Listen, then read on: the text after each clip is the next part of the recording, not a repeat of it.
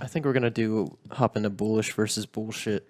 And Bob, I don't know if you're familiar with this, but we do this every week where we throw out two or three tickers and we just all give our opinions on if we think or if we're bullish on them or we think they're bullshit. The next one would be space. I just pulled up the chart too. So space is interesting right now. It's sitting on the 200. In theory, it should bounce from here. The one weird part about space, I don't think a lot of people know, maybe they do know, space tried to do $1 billion offering the other week and they couldn't. And they had to knock it down to 500 million because they couldn't find buyers for $1 billion.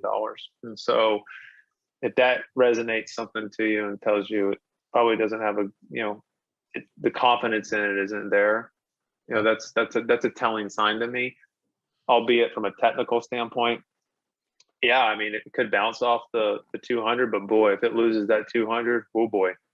Ooh, there's a little gap to the downside that's going to knock it down to about 22, 21, 22.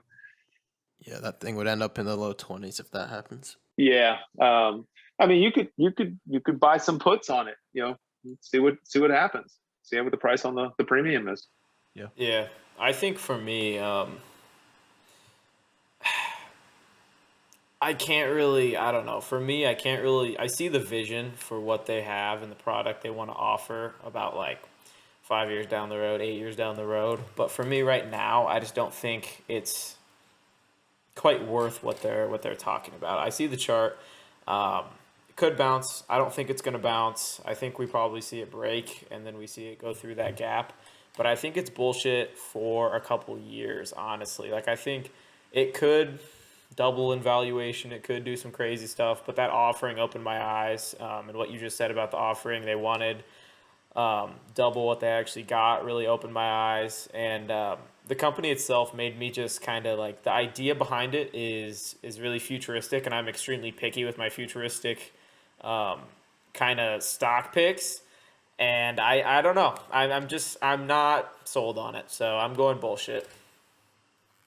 I'm going to go bullshit for two reasons. One, I do not like the look of the chart. I think I agree with Bob. I actually was talking about this with some people earlier today. I think this ends up in low 20s. If it ends up in the low 20s, it's something I would snag, but I also think it's bullshit because I think there's better options. Like if you're looking at this as an investment, I just think there are better options.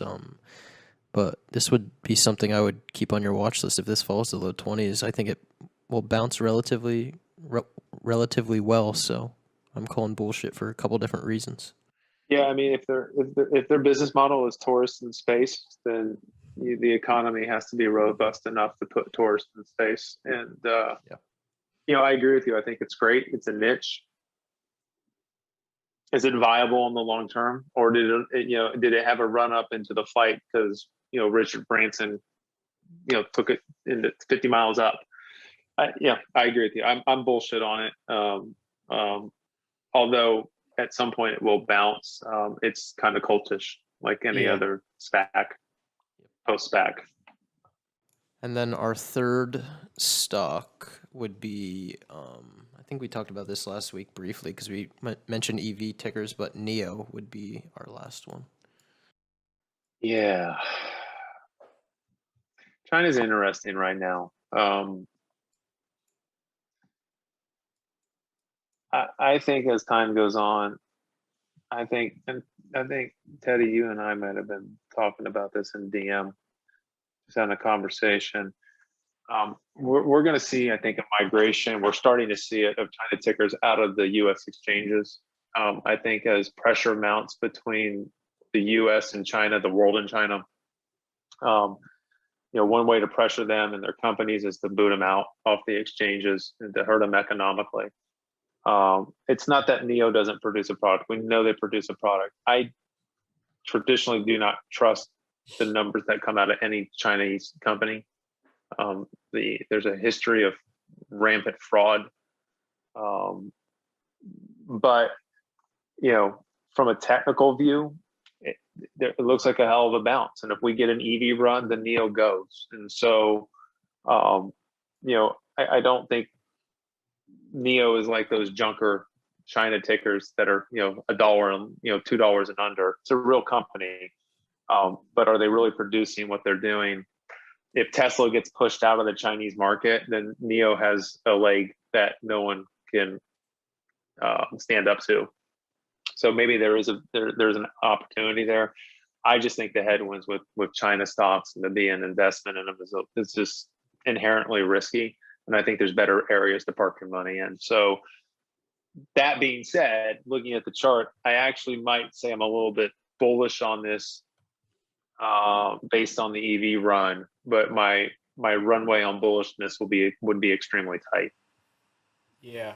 NIO for me, I'm stuck in kind of a middle average kind of area because NIO, I don't think it has a ton of upside within the next few years. I think the numbers, people are kind of calculating in the numbers that NIO is going to put out for the next few years already. So I think it'll run with an EV run. It'll run massively with a Tesla run, that kind of thing. But like Bob said, I'm willing to put my money in EVs that are gonna stay on the market. We could see a huge fallout from China. Anything with China news and NIO will probably candle down. Anything to do with, they've already blacklisted a bunch of companies. Anything really bad with the China names, NIO is going to feel that in their price. They're already trading at a pretty high multiple of revenues. They've been known to burn a ton of cash. So like Bob said, there's a better place to park your money. For the short term, I think there's an EV bounce in the near future. So it could be bullish, but I'm like right in the middle. I'm kind of like, this is fair for what it's worth. You're probably not going to lose a lot of money, but I don't think you're going to make a lot of money either. So for me, it's not bullish or bullshit. It's kind of just like choose something better. Choose a company that has a lot more upside than NIO at the moment. Yeah, I would say I love the stock. I hate the China relations, that aspect to it. I also hate the chart. I think we're due for a big 5-wave correction relatively soon. That'd put us, I charted this out the other day, that'd put us about $34. So I think it's something that maybe may bounce here, but I think we get a 5-wave correction soon. It's due for one, and then I think, I mean, I would grab some then.